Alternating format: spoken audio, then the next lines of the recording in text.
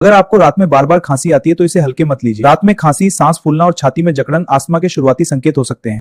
Asthma में lungs की airway narrow हो जाती है, जिससे ब्रीदिंग डिफिकल्ट हो जाती है। सिम्टम्स दिखें तो तुरंत डॉक्टर से कंसल्ट करें। अस्थमा अटैक में एयरवे मसल्स सिकुड़ जाती हैं, एयरवे में स्वेलिंग हो जाती है, म्यूकस ज्यादा बनने लगता है, इससे हवा का रास्ता छोटा हो जाता है और सांस लेना मुश्किल हो जाता है। वीजिंग, सीटी जैसी आवाज, shortness of breath, chest tightness, persistent cough. अगर ये सिम्टम्स बार बार हो तो अस्थमा की जांच जरूरी है। डस्ट लंग्स की एयरवे को इरिटेट करते हैं, जिससे इन्फ्लामेशन बढ़ जाता है और अस्थमा सिम्टम्स ट्रिगर हो सकते हैं। अस्थमा का पता कैसे लगाया जाता है? डॉक्टर स्पायरोमेट्री टेस्ट करते हैं, जिससे लंग्स की ब्रीदिंग कैपेसिटी और एयर फ्लो ऑब्स्ट्रक्शन का पता चलता है। अस्थमा अटैक को ट्रिगर करने वाली 5 चीजें: dust, smoke, pollen, cold air, infection. इनसे बचना अस्थमा कंट्रोल के लिए जरूरी है। अस्थमा में इनहेलर सबसे इफेक्टिव ट्रीटमेंट क्यों है? इनहेलर की मेडिसिन सीधे लंग्स में पहुंचती है और एयरवे मसल्स को रिलैक्स करके ब्रीदिंग आसान बनाती है।